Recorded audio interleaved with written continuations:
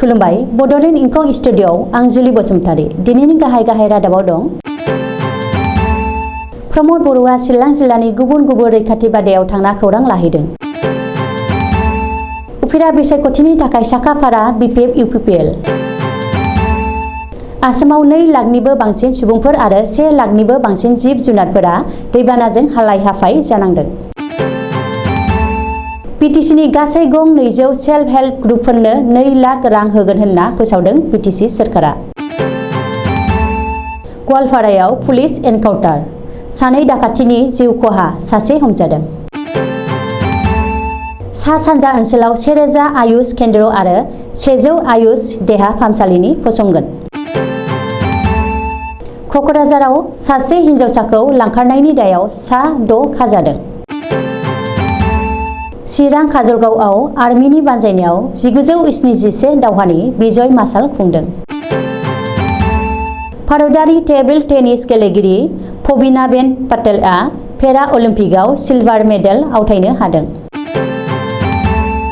36 घन्टानि गेजेराव काबुल बिरखं गाथोनखौ दुथांफोरा गाग्लोबनो हागौ होनना ज' बाइडेनआ सांग्रां जानो बिथोन होदों। दानिया आबुं रादाबखौ फरायदों जों उपमारानि दैमारि आरो जुलि बसुमतारिया।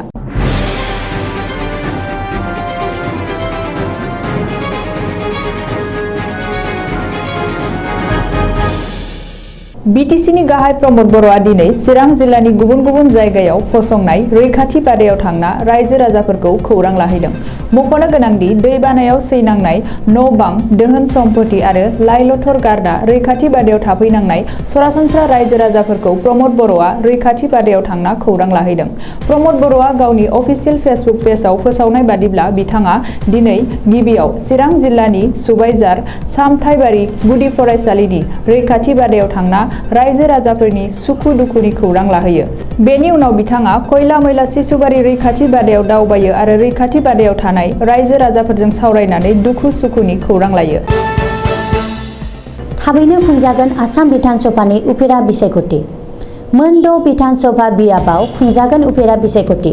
बेनि थाखाय जायखिजाया समावनो नटिफिकेसन फोसावनो हागौ बिसायख'थिनि आय'गा।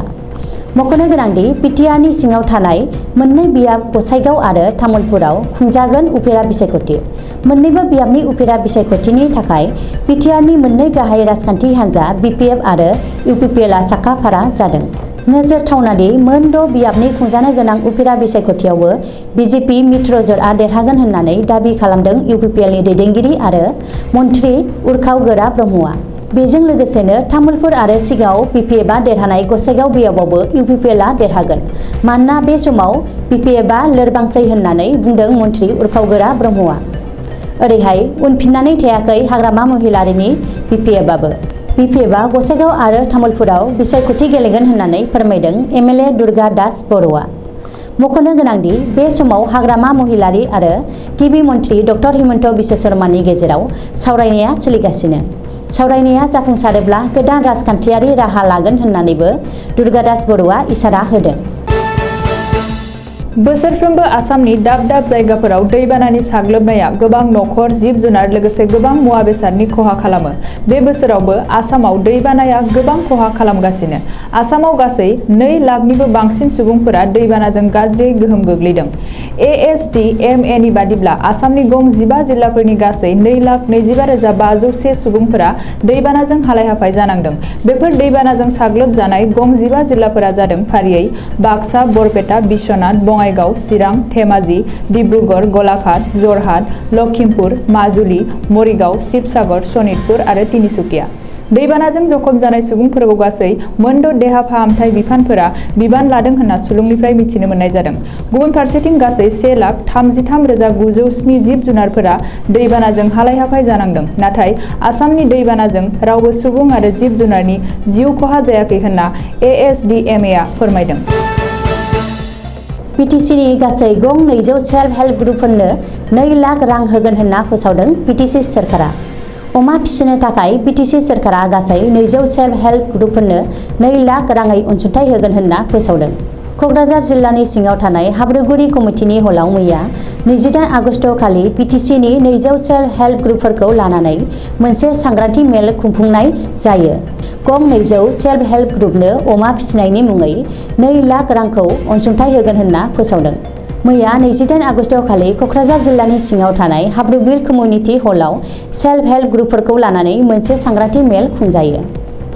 बे हाबाफारिनि गेजेरजों रायजो राजाफोरनो फैगौ समाव पिटिसि सोरखारा ना फिसिनाय, जुनार फिसिनाय आरो गाइखेर जगायनायनि सायाव मावनो लानाय हाबाफारिफोरनि सोमोन्दै गुवारै फोरमायना होयो।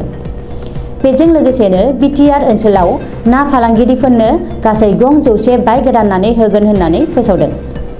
बे सांग्रांथि मेलाव गाहाय आलासि महरै बाहागो लायो बिटिआरनि ना फिसिनाय आरो जुनार फिसिनाय बिफाननि मावफुंगिरि सोद्रोमा बिथां राकेश ब्रह्म, पिटिसिनि मावफुंगिरि सोद्रोमा उकिल मुसाहारि, एमसिएलए बिथां सजल कुमार सिंह, गसाइगाव जिल्ला इउपिपिएल दोलोनि आफादगिरि निरज बसुमतारी आरो बिटिसिनि मोनथाम बिफान फारियै ना फिसिग्रा बिफान, जुनार फिसिग्रा बिफान आरो गाइखेर जगाय बिफाननि मावथि बिथांमोनजों लोगोसे गोबां रायजो राजाफोरा बाहागो लायो। गवालपारायाव पुलिसनि एनकाउन्टार। बे एनकाउन्टाराव सानै दाखाथिया जिउ गोमानायजों लोगोसे सासेया हमजायो, नाथाय गुबुन सासेया जिउ रैखा खालामना जाथायसालिनिफ्राय खारखुमा लांनो हायो। थांनाय हरनि 11 रिंगायाव गवालपारा सहरनि साखाथियावनो थानाय 1 नं गबिन्दपुराव जादों बे एनकाउन्टारा। पुलिसनि सुलुङाव फोरमायनाय बादिब्ला साब्रै दाखाथिनि मोनसे दोलोआ गंसे सुइफ्ट कारजों लखिमपुरनिफ्राय आगिया फारसे थांगासिनो दंमोन। बे समावनो पुलिसआ स्रोद सुलुंनिफ्राय खौरां मोनना गारिखौ लाखिनो नाजानायाव दाखाथिफोरा दुधनै फारसे गोबारै थाङो। अब्लाबो दुधनै मोननायनि सिगांनो पुलिसआ बेंखनो, नाथाय दाखाथिफोरा पुलिसनि सायाव गुलि गावो आरो पुलिसनि बेरिकेड सिफायना गवालपारा सहरथिं थाङो। जाउनाव पुलिसआ गुलि गावनो गोनां जायो। बबेखानि बे एनकाउन्टाराव सासे दाखाथिया जाथायसालियावनो जिउ गोमायो आरो गुबुन साथामा खारखुमा लांनो हायोब्लाबो जायगानि सुबुंफोरा राशिदुल मुंनि सासे दाखाथिखौ गुलि नांजानाय थासारियाव हमनानै पुलिसनो गथायनानै होयो। ओरैहाय दिनै फुङाव आरोबाव सासे दाखाथिनि गोथै सहखौ साखाथिनिफ्राय बोखांनो हायो होननानै पुलिसनि सुलुङाव बुंदों। दुधनैयाव बानायगोन आयुर्वेदिक मुलुगसोलोंसालि। सा-सानजा ओनसोलाव 1000 आयुष केन्द्र फसंगोन। मिरुनि आयुष मन्त्रालयआ सा-सानजा ओनसोलनि थाखाय माखासे जर'खा बिथांखिफोर लादों। बे बाथ्राखौ खौरांगिरि मेलाव बुंदों मिरुनि आयुष मन्त्रि सर्बानन्द सन'वालआ। मख'नो गोनांदि आयुष मन्त्रालयआ सनिबारखालि सानजौफुआव सा-सानजा ओनसोलनि गासैबो रायजोनि गिबि मन्त्रि आरो सावस्रि मन्थ्रिखौ लाना गुवाहाटी खानापारा एडमिनिस्ट्रेटिभ स्टाफ कलेजाव मोनसे जर'खा मेल जथुमनाय जायो। बे मेलनि उनावनो आयुष मन्त्रि सर्बानन्द सन'वालआ मोनसे खौरांगिरि मेल खुङो आरो सा-सानजा ओनसोलाव आयुष सिस्टेमखौ जौगाखांहोनो आरो ट्रेडिशनेल मेडिसिनेल प्रेक्टिसखौ गोख्रोंसिन खालामनो थाखाय 1000 हेल्थ एन्ड वेलनेस सेन्टार एबा आयुष सेन्टार फसंगोन। बेनि अनगायैबो एनएएमनि सिङाव गं 100 आयुष देहा फाहामसालि फसंनाय जागोन होननानैबो फोसावदों। मख'नो गोनांदि सा-सानजा ओनसोलनि फरायसाफोरनि सोलोंथाइ लानाय आरो प्रेक्टिसनि थाखाय गवालपारा जिल्लानि दुधनैयाव आयुर्वेदिक मुलुगसोलोंसालि गायसनगोन। बेनि थाखाय मिरु सोरखारा 70 कौटि रां थिसनगोन होननानैबो सर्बानन्द सन'वालआ फोसावदों। कक्राझार जिल्ला एबसुआ दिनै कसुगाव पाब्लिक गोजौ फरायसालिनि नब्लाङाव कसुगाव आरो जमदुवार दख'रा एबसु आरो दालाइसा आफादनि बिबानगिरिफोरखौ लानानै मोनसे मावथियाफारि जथुम हाबाफारि लानाय जायो। बे हाबाफारियाव कक्राझार जिल्ला एबसुनि आफादगिरि कृपेश दैमारिया मेलखौ सामलायो आरो हाबाफारियाव गाहाय आलासि महरै बाहागो लायो मिरु एबसुनि आफादगिरि दिपेन बर'आ। दिपेन बर'आ कक्राझार जिल्ला एबसुनि बिबानगिरिफोरनिसिम थुलुंगाखांनाय बिबुंथि लाखियो। एबसुनि गाहाय नेहाथारि खनिन्द्र बसुमतारियाबो बे हाबाफारियाव बेसेन गोसा बिबुंथि लाखियो।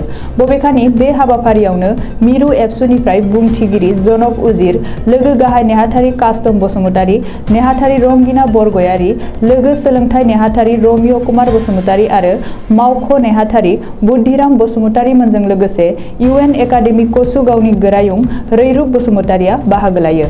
बे हाबाफारियावनो कक्राझार जिल्ला एबसुनि बोसोनगिरि हिरण्य कुमार बसुमतारीजों लोगोसे बिबानगिरिफोर, कसुगाव आरो जमदुवार दख'रानि बिबानगिरिफोर लोगोसे मोन्नैबो दख'रानि बेन्दोङाव थानाय गासैबो दालाइसा आफादनि बिबानगिरिफोरा बाहागो लायो। आसाम पुलिसनि मोनसे गेदेरथार जाफुंसारनाय। गुवाहाटी नोगोरमा पुलिसआ थांनाय हराव सनापुराव 1.12 किल'ग्राम हेर'इन हमनो हादों।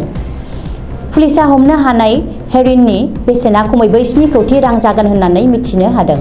बे जाथायजों लोब्बा लाना सा 6 सुबुंखौ हमनो हादों होनना पुलिसा फोरमायदों। रिपर्ट बादिब्ला मोन 94 पेकेटआव बोखांनो हानाय कौटि रांनि हेर'इनखौ गंसे बोलेर' गारियाव गुबुन गुबुन जायगायाव दोनखुमाना मणिपुरनिफ्राय आसामाव लाबोदोंमोन। नाथाय पुलिसनि सिग्रोमनायाव गासैबो हेर'इनखौ हमनो हादों। बबेखानि मोनफ्रोम पेकेटआव 12 ग्राम हेर'इन दं होननानैबो पुलिसा बुंदों।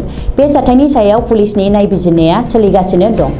मख'नो गोनांदि ड्राग्सनि हेंथायै पुलिसनि बे जाफुंसार अपारेशनखौ गिबि मन्थ्रि डक्टर हिमन्त बिश्व शर्माया टुइटाराव टुइट खालामना बाख्नायदों आरो साबायखर बावदों।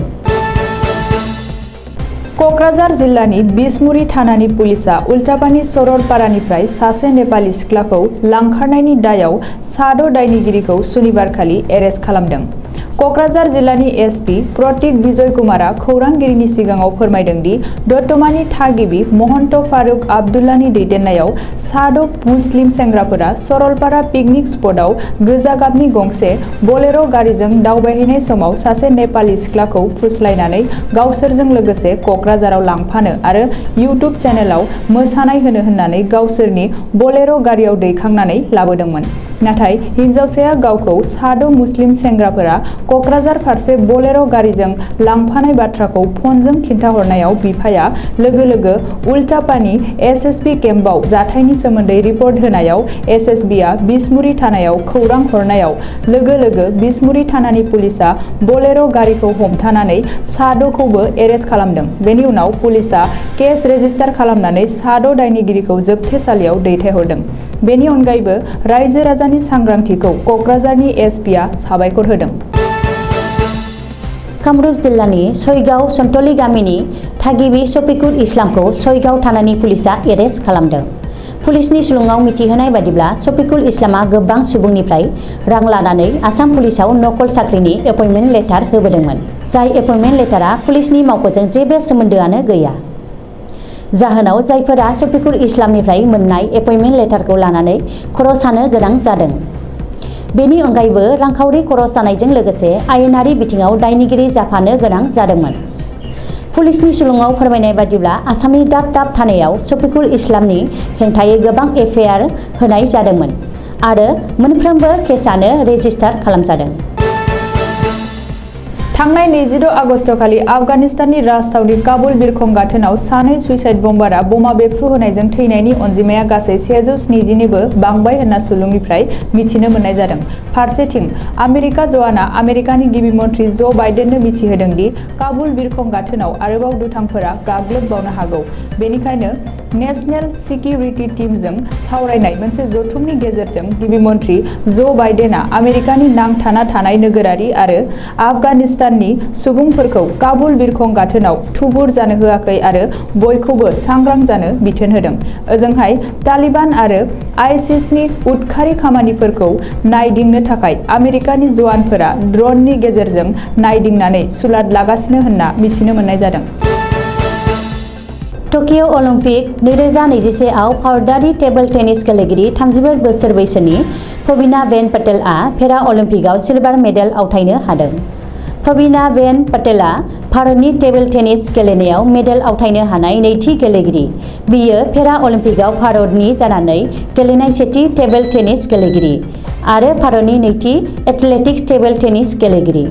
सिलभार मेडेल आवथायनो हागिरि पविना बेन पटेलआ चाइनिज टेबल टेनिस गेलेगिरि इंजौनि हेंथायै गेलेदोंमोन। बे बादायलायनायाव 7-11, 5-11, 6-11 आव जेननानै सिलभार मेडेल आवथायनो हायो। दानिया बोथोरनि खौरां। गाबोन समबार खालिनि बड'लेण्डनि बोथोर। भारतनि बोथोर बिगियानख'नि सुलुं बादियै गाबोन समबार 30 आगस्ट खालि बड'लेण्ड हालामनि अख्राङाव दोमैलुनायजों लोगोसे अखा हानाय आरो सान्दुंबो दुंनायनि जाथावना दं। बड'लेण्डनि आवथायाव थानाय मोनब्रै जिल्लानि बोथोरनि गाबोननि सुलुंफोरा जाबाय फारियै क'क्राझार जिल्ला। गाबोन क'क्राझार जिल्लायाव बोथोरा 31 डिग्री सेल्सियास जागोन। चिरां जिल्ला। गाबोन चिरां जिल्लायाव बोथोरा 31 डिग्री सेल्सियास जागोन। बाक्सा जिल्ला। गाबोन बाक्सा जिल्लायाव बोथोरा 31 डिग्री सेल्सियास जागोन। उदालगुरि जिल्ला। गाबोन उदालगुरि जिल्लायाव बोथोरा 30 डिग्री सेल्सियास जागोन। दिनैनि रादाबा एसेनोसै। गोजोन्थों।